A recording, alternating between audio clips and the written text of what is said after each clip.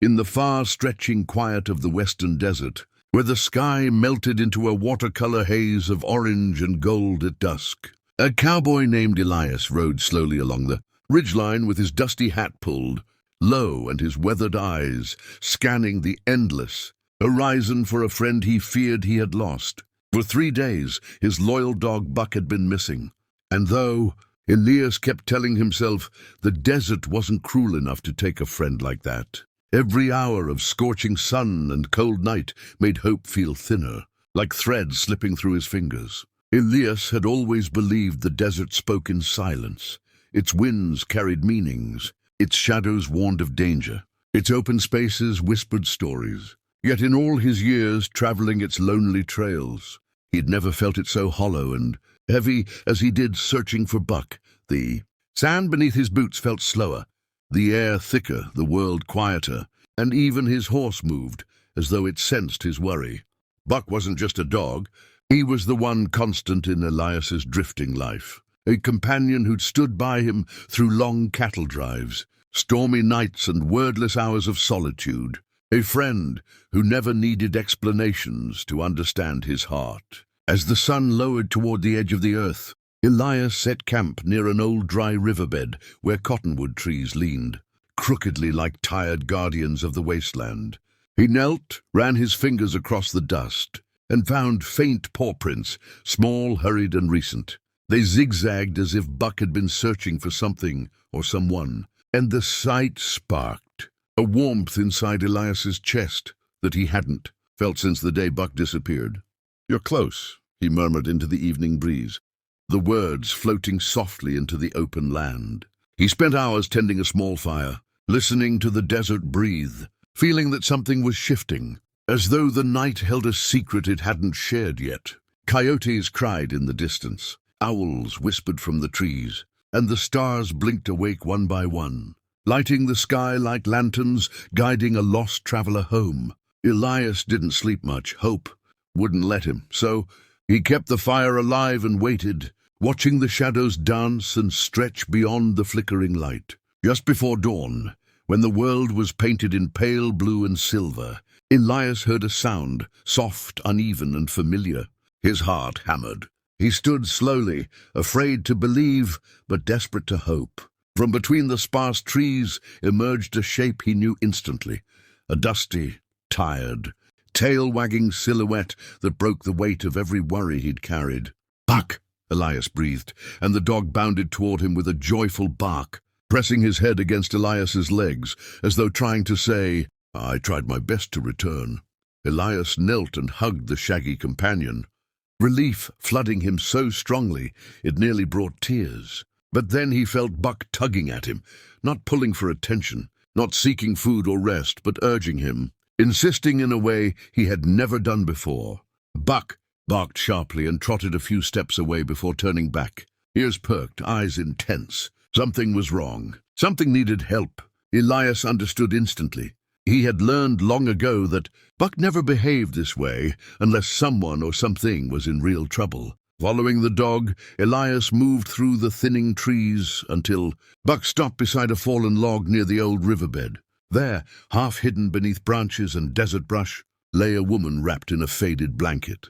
Her dark hair tangled from wind and travel, her breath shallow but steady. She wore clothing patterned with the careful artistry of the Apache people, though torn and dusty from a long journey. Her eyes fluttered open, revealing a gentle but exhausted gaze, and she whispered a word Elias didn't recognize, a name perhaps or a plea. Buck sat beside her protectively, as though he had stayed with her during the night, guarding her until help could arrive.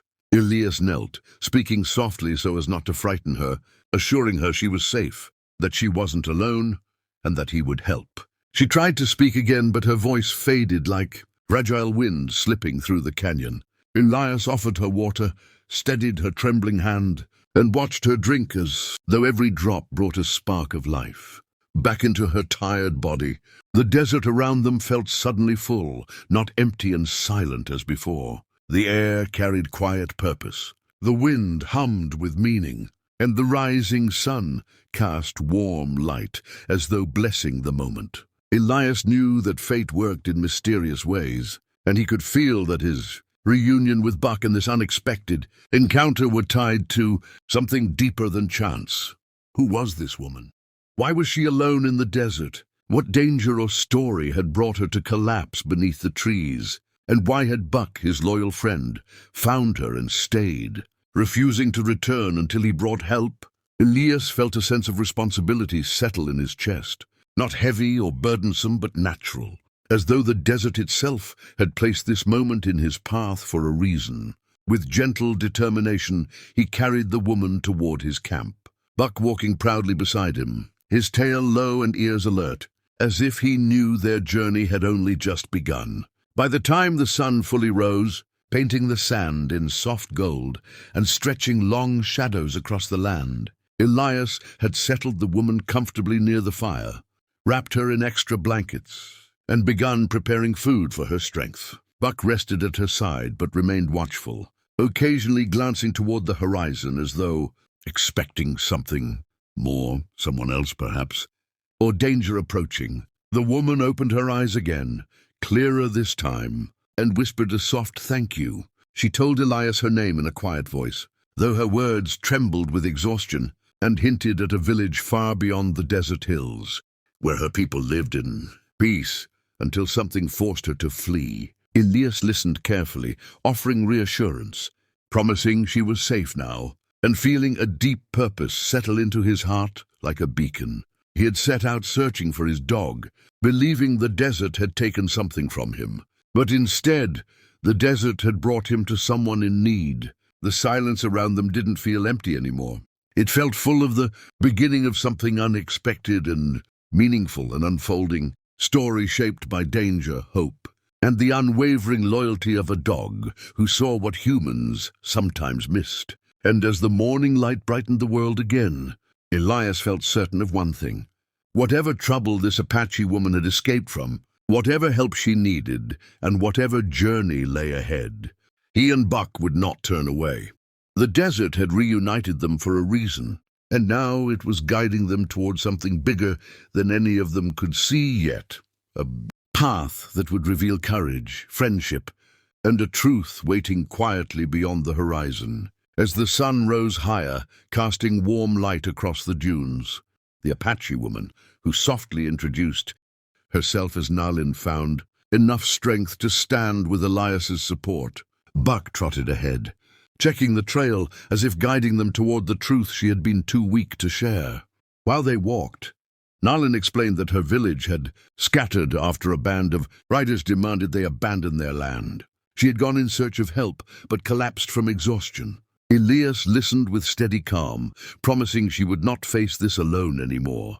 The desert wind felt different now, less silent, more purposeful, as if urging them toward the distant hills. With Buck's focused steps leading the way and Nalin slowly regaining hope, the three moved forward together, bound by chance, courage, and the quiet belief that they were heading toward something important, waiting beyond the next horizon.